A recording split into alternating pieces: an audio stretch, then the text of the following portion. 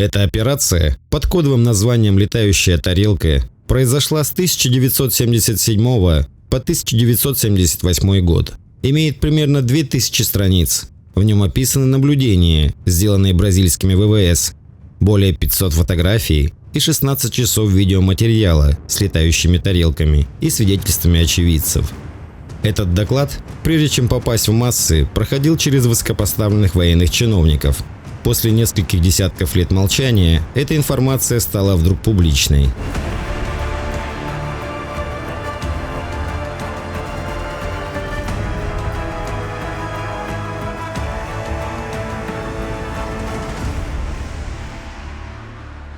Всем привет! С вами Финемор. Произошло это в 1977 году. По Бразилии начали ходить слухи, что в бассейне Амазонки в нескольких поселениях поселились странные летательные аппараты, которые могли погружаться под воду. Над районом залива Маражо были замечены НЛО. Они были разные по форме и размерам, похожие на диски, цилиндры, пирамиды и даже бочкообразный корабль диаметром около 100 метров. Все эти непонятные и очень странные аппараты вели себя агрессивно по отношению к местным рыбакам и жителям близлежащих деревень. В основном НЛО были активны в ночное время. Яркий луч света приводил местных в замешательство, парализовал их, а красный луч, говорили, использовался для взятия образцов крови. В одном из отчетов есть рассказ женщины. Жительница Баия-ду-Сол рассказала, что в октябре 1977 года очень яркий зеленый свет неожиданно осветил ее комнату. Складывалось ощущение, что этот свет как будто бы сканировал ее лицо. Она чувствовала, что воздух вокруг не нагревается. Вскоре свет стал ярко-красным, и какое-то странное существо, очень похожее на обычного мужчину в костюме, как у мотоциклистов, направил на нее предмет, очень похожий на пистолет, прикоснувшись этим предметом к ее груди. Женщина почувствовала ужасную боль, как будто бы ее окатили кипятком, а кожу пронзили иглами. На коже жертвы после были видны следы проколов. Нападения продолжались несколько месяцев. Было очень много пострадавших местных жителей близлежащих деревень.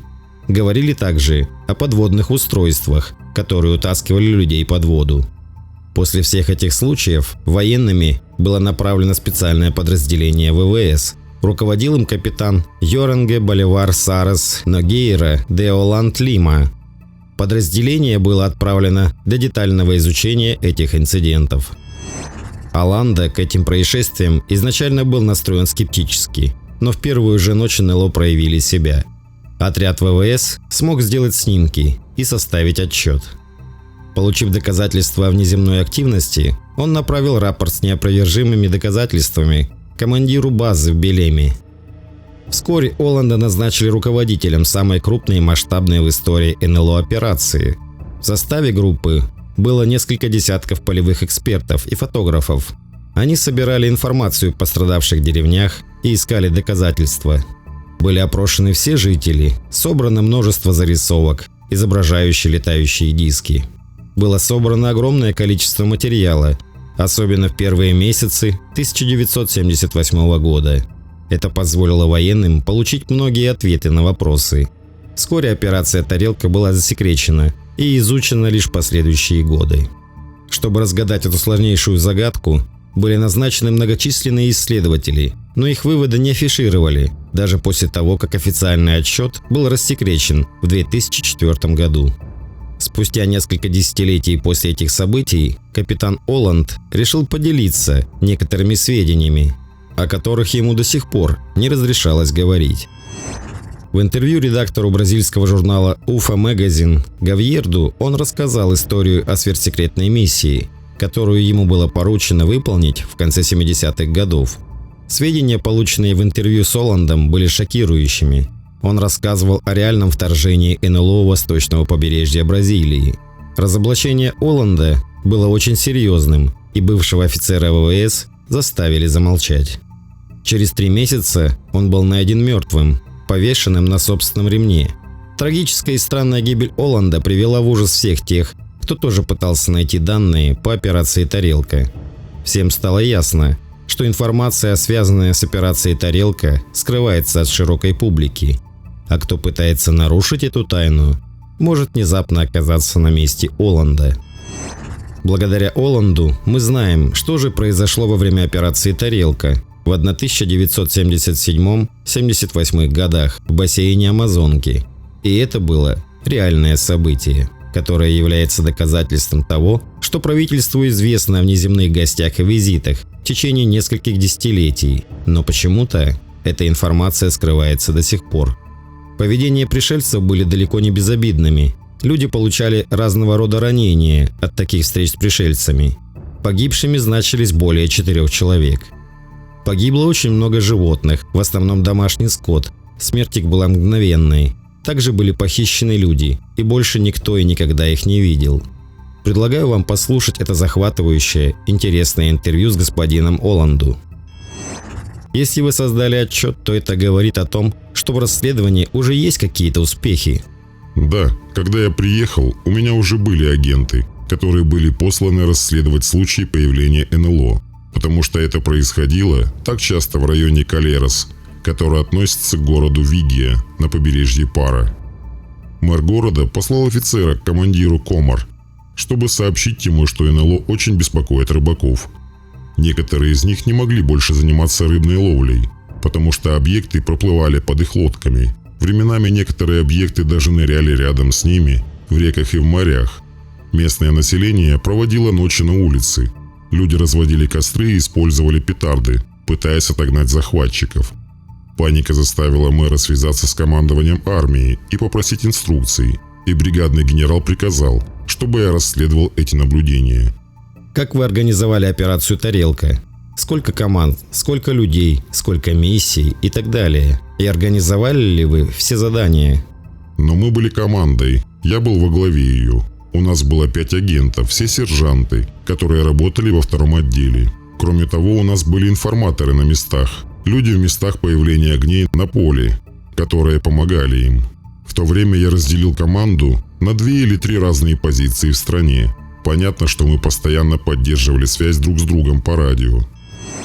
Какова была непосредственная цель операции «Тарелка»?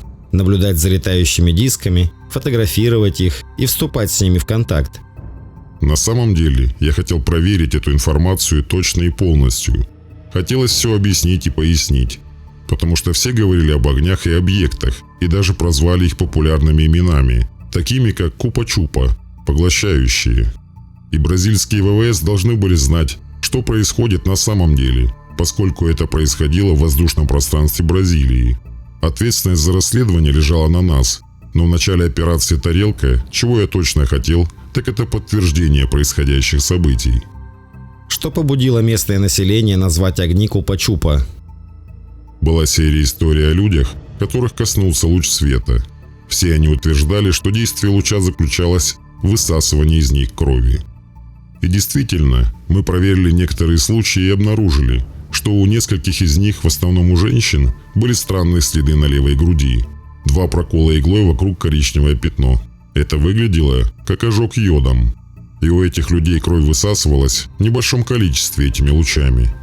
Поэтому их стали называть Купа-Чупа. Это всегда было одно и то же. Свет появлялся из ничего и следовал за кем-то, обычно за женщиной, которую били лучом по левой груди. Иногда это были мужчины, которых били светом, со следами на руках. В 10 случаях 8 женщин и 2 мужчин. И вы записывали и проверяли следы на людях? Да, все это было проверено и проанализировано врачами, которые в то время ездили с нами на места. Искренне говоря, я участвовал в этом как адвокат дьявола. Я хотел развенчать эту историю и сказать своему командиру, что этого не существует, что это коллективная галлюцинация. Что, по вашему мнению, было тем, что видели люди и нападало на них? Я не знаю. Считалось, что это может быть внеземное явление, но я так не думаю. Я отправился туда, чтобы убедиться, что это действительно происходит. Я потратил не менее 2 месяцев, чтобы получить ответ для своего командира. Первые 2 месяца операции «Тарелка» я не видел ничего, что могло бы изменить мое мнение. В какой-то момент мы провели неделю в Бурьяне и вернулись только в воскресенье. На каждом докладе мой командир спрашивал: Ты что-нибудь видел? И мой ответ всегда был таким. Мы видели, по крайней мере, странные огни, но ничего внеземного. Действительно, мы видели огни, которые никогда не мигали, которые проходили на небольшой высоте, но ничего очень странного. Это было ночью? Что происходило днем? Были ли другие мероприятия во время операции «Тарелка»? Да, у нас были и другие дела, которые входили в задачи операции. Мы проверяли опросы людей, имевших опыт, готовили места для ночевки, искали горячие точки для ночных наблюдений. Когда мы обнаруживали, что в таком месте что-то появилось, мы проводили обследование ситуации и всегда регистрировали имена задействованных людей в надлежащей форме. Какая процедура или методология использовалась для сбора информации? Мы всегда записывали имя человека, с которым произошел опыт, место, где он произошел, дату и время и так далее. Мы составляли описание каждого факта, произошедшего в одной и той же местности. Таким образом, если за одну ночь происходило 3 случая, люди опрашивали 3 свидетелей. Некоторые из записаний были обычными, другие отличались необычностью. Иногда мы получали рассказы о вещах, подлинность которых мы не могли доказать, как, например, дематериализация целых стен или крыш. Что вы имеете в виду? Есть ли у вас какой-нибудь пример, иллюстрирующий такого рода события? Да, например, первая дама, которую я опрашивал в Калересе, рассказывала мне поразительные вещи. Мы прилетели на вертолете из Белена, чтобы выслушать эту женщину, на которую напали купа-чупсы. Мы действительно увидели, что у нее была отметина в левой груди. Она была коричневого цвета, как будто от ожога, и имела ряд отверстий в одну линию. Когда мы разговаривали, рассказала мне, что пытаясь уложить ребенка спать, как вдруг окружающая среда начала менять температуру. Ей это показалось довольно приятным, но она не могла представить, что произошло дальше. Затем, лежа в кровати в доме, она увидела, что черепица начала окрашиваться в цвет живого угля. Затем они стали прозрачными, и она смогла увидеть небо сквозь крышу, как будто черепица превратилась в стекло. Она видела небо и даже звезды. Были ли странные истории, подобные этой, очень распространены во время операции «Тарелка»? Очень часто, и это меня очень пугало, потому что я никогда не слышал, чтобы кто-то рассказывал о таких вещах. Когда я услышал о таких случаях, я был одновременно обеспокоен и еще более любопытен. Казалось, что эти люди были искренними. Например, через отверстие, которое описала женщина, она увидела зеленый свет, сияющий в небе. Женщина была в полудреме, пока красный луч, вышедший из НЛО, не достиг ее левой груди. Странно, что в большинстве случаев людям попадали в левую сторону. Это было еще не все. Именно в то время, когда мы говорили об этом, к нам подошла девушка и сказала: «Посмотрите на то, что происходит над нами». Когда я вышел из дома, я увидел свет, на который указывала девушка, летящий с небольшой скоростью. Он был не очень быстрым и мигал, когда летел на север. Он был похож на спутник, за исключением того, что этот свет повернул назад по своему маршруту, а спутники так не делают. Использовали ли вы какой-либо тип радарного оборудования, которое могло бы подтвердить или проследить эти явления? Нет, во всех аэропортах установлены стационарные радары. Мы не возили с собой ничего подобного. Сообщалось ли о нападениях, которые происходили с определенной частотой, правительству, государственным или муниципальным властям? Да, безусловно. Некоторые врачи из Министерства здравоохранения штата Пара были направлены правительством для обследования людей. Они проанализировали обожженные участки кожи и взяли показания пациентов, но больше они ничего не делали, никогда. Некоторые жертвы легко выздоравливали, другие были очень напуганы. Некоторых тошнило, или они засыпали на несколько дней. Один гражданин однажды пришел меня искать и сказал, что рядом с его домом появился свет, который фокусирует сияющий луч в его сторону. Он рассказал мне, что его охватил такой ужас, что он забежал в дом, схватил оружие и направил его на свет. Затем появились более сильные лучи и заставили его упасть. Бедняга провел 2 недели с проблемами опорно-двигательного аппарата, но ничего более серьезного у него не было. В него не попало ничего твердого, как, например, выстрел. Похоже, что природа этого света заключалась в очень сильной энергии, которая оставляла людей парализованными. Я полагаю, что федеральные власти были проинформированы об этом виде нападения на людей, которое происходило в регионе, но мне ничего не известно о каких-либо испытаниях. Я только получал приказы от своего командира, но не более того. Прошло 3 месяца после этого интервью, и Оланд был найден мертвым, повешенным на собственном ремне. Полную версию этого интервью и полное собрание файлов по этому делу так и не удалось отыскать, хотя они были уже рассекречены. Кто-то отлично постарался и подчистил все. Напишите, что вы думаете об этом. Спасибо, что были со мной. Здоровья, мира и процветания вам и вашим близким. Пока.